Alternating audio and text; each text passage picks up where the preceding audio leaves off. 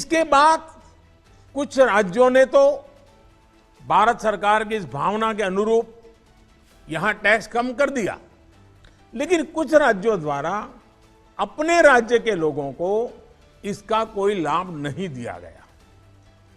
इस वजह से पेट्रोल डीजल की कीमतें इन राज्यों में अब भी दूसरों के मुकाबले कहीं ज्यादा है। ये एक तरह से इन राज्यों के लोगों के साथ अन्याय तो है ही, साथ ही पड़ोसी राज्यों को भी नुकसान पहुंचाता है। नमस्कार, स्वागत है आपका हमारे चैनल पर। मैं हूं आपके साथ शिप्रा सैनी। प्रधानमंत्री नरेंद्र मोदी ने देश में कोविड की चौथी लहर की आशंकाओं के बीच देश के तमाम राज्यों के मुख्यमंत्रियों के साथ बैठक की। समीक्षा एक तरीके से स्थिति पर की गई और उन्हें प्रधानमंत्री ने तमाम सुझाव भी दिए। इस दौरान प्रधानमंत्री ने पेट्रोल और डीजल की बढ़ती कीमतों को लेकर ये साफ तौर पर कहा कि पेट्रोल और डीजल की बढ़ती कीमत का बोझ कम करने के लिए केंद्र सरकार ने पिछले साल नवंबर में दरअसल एक्साइज ड्यूटी जो है वो घटाई थी, उसमें कमी की गई थी और तमाम राज्यों से भी केंद्र सरकार ने यह अनुरोध किया था कि वो अपने यहाँ टैक्स कम करें। लेकिन इन सब के बावजूद भी कई राज्यों ने जो टैक्स है वो कम नहीं किया और लोगों को उसका लाभ नहीं मिल रहा है। प्रधानमंत्री ने महाराष्ट्र, पश्चिम बंगाल, तेलंगाना, आंध्र प्रदेश, केरल, झारखंड, तमिलनाडु ये साफ तौर पर इन राज्यों का जिक्र किया और ये कहा कि किसी ना किसी कारण से केंद्र सरकार की बातों को इन्होंने नहीं माना और उन राज्यों के नागरिकों पर आज बोझ पड़ता दिखाई दे रहा है। तो साफ तौर पर प्रधानमंत्री ने इन तमाम राज्यों को कड़ी फटकार लगाई है और साफ तौर पर कहीं ना कहीं इनकी पोल खोली है। लेकिन वहीं इस मीटिंग के दौरान एक और तस्वीर सामने आई है, जहां एक बार फिर दिल्ली के मुख्यमंत्री अरविंद केजरीवाल सवालों के घेरे में हैं। दरअसल दिल्ली के मुख्यमंत्री अरविंद केजरीवाल की इस मीटिंग में जो बॉडी लैंग्वेज थी वो एक बार फिर सवालों के घेरे में है कि किस तरीके से इस मीटिंग को लेकर अरविंद केजरीवाल आखिर कितने गंभीर हैं।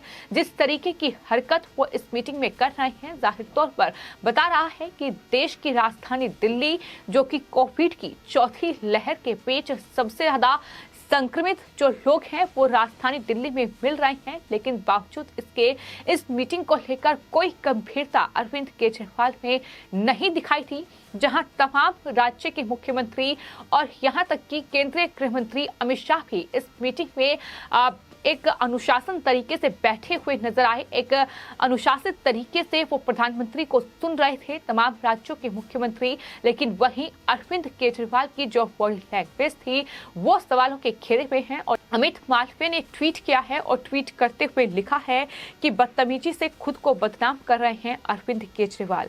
सिर्फ इतना ही नहीं, तमाम लोग जो है वो ट्वीट कर रहे हैं और ट्वीट करते हुए ये लिख रहे हैं कि दिल्ली के मुख्यमंत्री का जिस तरीके का व्यवहार और जिस तरीके से गैर गंभीर रवैया उन्होंने इस मीटिंग में दिखाया, अगली बार इस तरीके के आयोजन में शामिल होने से पहले उन्हें अलग से क्लास लेने की जरूरत है। वो पहले क्लास लें और उसके बाद वो मीटिंग का हिस्सा बने कि आखिर किस तरीके से उन्हें मीटिंग में पेश आना है। जब प्रधानमंत्री पेट्रोल और डीजल की इन बढ़ती कीमतों पर राज्य सरकारों को फटकार लगा रहे थे, उस वक्त केजरीवाल अपनी चेयर को इधर उधर घुमा रहे थे। जिस तरीके की उनकी बॉडी लैंग्वेज थी वो साफ तौर पर बता रही है कि आखिर किस तरीके से मीटिंग में उन्हें नींद आ रही थी। और लोग तो यहाँ तक भी साफ तौर पर ये कह रहे हैं कि केजरीवाल का तमीज से दूर दूर तक कोई लेना देना नहीं है।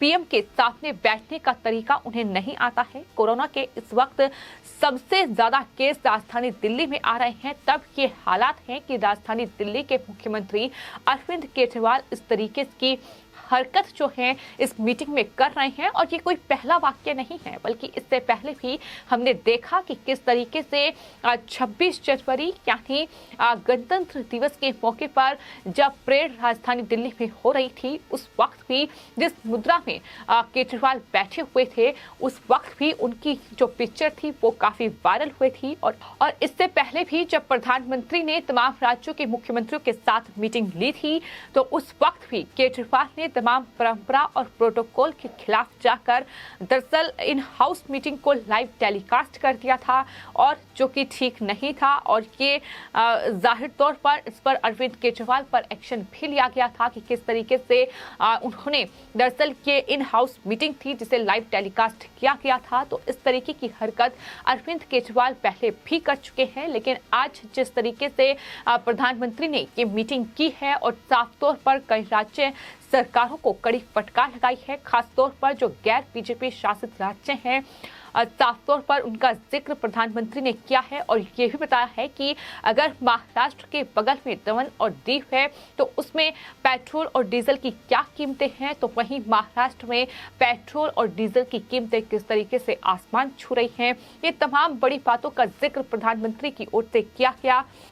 प्रधानमंत्री ने आंकड़े पेश करते हुए ये बताया कि चेन्नई में पेट्रोल करीब 111 रुपये, जयपुर में 118, हैदराबाद में 119, कोलकाता में 115, यानी पश्चिम बंगाल जो कि ममता बनर्जी की पार्टी सत्ता में है, मुंबई में 120, महाराष्ट्र जो कि उद्धव ठाकरे की सरकार राज्य में है, तो 20 रुपये लीटर वहां पेट्रोल की कीमत है। और जिन्होंने कटौती की है मुंबई के बगल में दीव दमन, वहां 102 रुपये पेट्रोल की कीमत है, कोलकाता में 115, लखनऊ में वहीं 105 रुपये पेट्रोल की कीमत है, हैदराबाद में जहां 120 रुपये पेट्रोल की कीमत है तो वहीं जम्मू में 106 और जयपुर में 118 है, तो गुवाहाटी में 105, गुड़गांव में 105 रुपये लीटर है। और इतना ही नहीं, उत्तराखंड जैसे राज्य का जिक्र करते हुए प्रधानमंत्री ने साफ तौर पर कहा कि देहरादून जैसे शहर में 103 रुपये लीटर है पेट्रोल की कीमत। तो ऐसे में उन्होंने साफ तौर पर प्रधानमंत्री ने इन तमाम राज्यों को नसीहत देते हुए कहा कि वैश्विक परिस्थितियों के बीच केंद्र सरकार ने पिछले साल नवंबर में ही पेट्रोल डीजल की एक्साइज ड्यूटी घटा दी थी, लेकिन कई राज्यों ने ऐसा नहीं किया और फिर राज्य से अनुरोध प्रधानमंत्री की ओर से किया गया है कि वो दरअसल जो शुल्क है उसमें कटौती करे, पेट्रोल और डीजल की कीमतों में कटौती करे ताकि उपभोक्ताओं को आवश्यक राहत मिल सके। इन राज्यों को टैक्स घटाए 6 महीने हो चुके हैं। प्रधानमंत्री ने साफ तौर पर इस बात का भी जिक्र किया है। उन्होंने कहा है और राज्यों से अनुरोध किया है कि वैश्विक चुनौती की इस घड़ी में केंद्र और राज्य को साथ मिलकर चलने की बेहद जरूरत है। तो उन्होंने अपील की है कि जो राज्य सरकारें हैं वो दरअसल इनकी कीमतों में कटौती करे। और प्रधानमंत्री ने राज्यों से अनुरोध करते हुए ये कहा है कि देश हित में पिछले नवंबर में जो करना था उसमें अब 6 महीने की देरी हो गई है। वैट कम करके जनता को इसका लाभ दिया जाए। भारत सरकार के पास जो रेवेन्यू आता है उसका 42% हिस्सा राज्यों के पास ही चला जाता है। वैश्विक संकट के समय एक टीम के रूप में काम करने की जरूरत है। उन्होंने साथ ही युद्ध का भी जिक्र किया। उन्होंने कहा कि युद्ध की परिस्थिति पैदा होने से सप्लाई चेन प्रभावित हुई है। ऐसे माहौल में चुनौतियां बढ़ रही हैं और बेहतर होगा कि भारत की अर्थव्यवस्था को मजबूत करने के लिए केंद्र और राज्य सरकार मिलकर काम करें। तो महाराष्ट्र और पश्चिम बंगाल इसके अलावा कई राज्यों का जिक्र करते हुए उन राज्य सरकारों को कड़ी फटकार लगाई है। तो वहीं केजरीवाल का असली रंग भी देखने को मिला है कि किस तरीके से राजधानी दिल्ली जो कि फिलहाल कोविड की चौथी लहर से जूझ रही है, लेकिन मुख्यमंत्री को कोई टेंशन नहीं है। मुख्यमंत्री बेफिक्र होकर प्रधानमंत्री के साथ जो मीटिंग हुई उसमें इस तरीके की हरकत करते दिखाई दे रही हैं। हालांकि पेट्रोल डीजल की कीमतों को लेकर जिस तरीके से प्रधानमंत्री ने कई राज्य सरकारों को फटकार लगाई है उसको लेकर अब बयानबाजी का दौर चरम पर है और तमाम नेताओं के ट्वीट सामने आ रहे हैं। आपको बताते हैं बीजेपी के नेता और महाराष्ट्र के पूर्व मुख्यमंत्री देवेंद्र फडणवीस का बयान सामने आया है जिसमें उन्होंने ये साफ तौर पर कहा है कि माननीय प्रधानमंत्री ने सभी राज्यों से ईंधन पर कर कम करने की अपील और जैसा कि महाराष्ट्र ने पहले ही 3400 करोड़ से अधिक का लाभ कमाया है, ये मेरा मुख्यमंत्री और महाराष्ट्र सरकार से तत्काल कार्रवाई करने और मराठी मानव सहित सभी महाराष्ट्रियों को राहत देने का अनुरोध देवेंद्र फडणवीस ने ट्वीट करते हुए किया है। उन्होंने कहा है कि ब्लैक गेम सुरक्षित है और कुकर्मों को छिपाने के लिए अच्छा है, लेकिन आम आदमी को राहत नहीं देता है, ये उनकी तरफ से ट्वीट किया गया है। इसके अलावा कांग्रेस पार्टी के नेता पवन खेड़ा की ओर से बयान सामने आए हैं, जिसमें उन्होंने कहा है कि प्रधानमंत्री पेट्रोल और डीजल पर केंद्रीय उत्पाद शुल्क से 26 करोड़ रुपए उन्होंने कमाए हैं।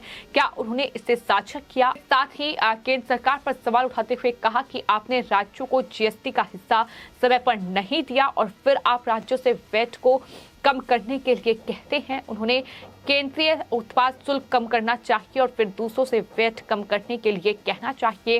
ये उनकी तरफ से बयान सामने आए हैं। इसके अलावा कर्नाटक के मुख्यमंत्री बसवराज बोम्मई का बयान भी सामने आया है, जिसमें उन्होंने कहा है कि नवंबर में पिछले साल जब केंद्र ने उत्पाद शुल्क कम किया तो कुछ राज्यों ने सहकारी संघवाद के अनुरूप उत्पाद शुल्क का पालन किया और उत्पाद शुल्क कम किया गया। हम आर्थिक स्थिति की समीक्षा के बाद यानी ईंधन की कीमतों पर वैट कम करने पर भी फैसला करेंगे। ये कर्नाटक के मुख्यमंत्री का बयान सामने आया है।